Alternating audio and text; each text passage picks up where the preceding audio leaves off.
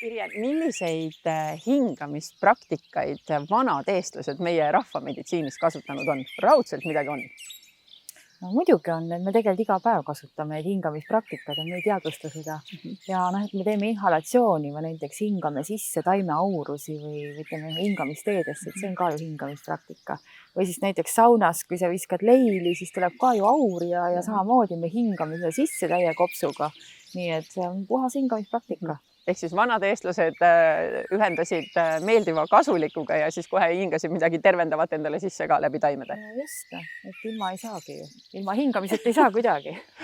Kuidas sina erinevaid hingamistehnikaid, kas sa üldse kasutad neid oma igapäevases olemises? Ikka kasutan. Mina olen tegelikult päris selline kohe huviga nagu jälgin ja ma alati oma koolituste räägin ka, et esimene asi, mida te saate, kui teil on mingi hädaolukord või midagi juhtub, mingi šokk, et teil ei ole kuskilt taimi võtta, saate lihtsalt selle hingetõmbe teha, sisse lasta, hingata sinna valukoldesse või sinna, kus mingi blokeering tekkis. Ja see on esimene praktika, mis meil alati on nagu oma kehast võtta, et me ei saa kuskilt abi järgi minna, aga see hingamine on alati hästi oluline. On sul mõnda head harjutust ka, mida inimestele, heale vaatajale siinkohal kasutada anda?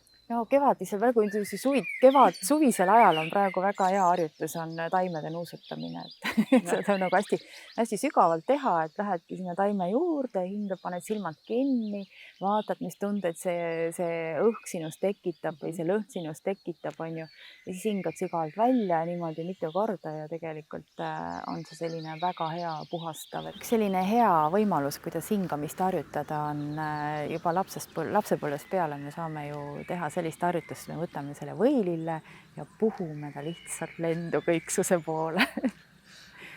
Et see on selline hea kopsuharjutus. Ja võid veel head soovid ühendada nende pisikeste seemnete sisse. Mentaalse osa ka ja seda me võime kõik teha, mis siis, kui me oleme juba täiskasvanud. Mina alati ütlen, et taimedega ravimine ei ole see, et sa sööd ära, et sa saad aga nii palju muid asju koos teha, et sa ei pea isegi teda juureküljest lahti võtma. Et see hingamine on üks näide, eks ole, et sa lihtsalt nagu kasutad ära seda head energiat. 20. augustil leiab aset Eesti esimene hingamislaulupidu. Kuidas sina näed, et see meie ühiskonda võiks panustada?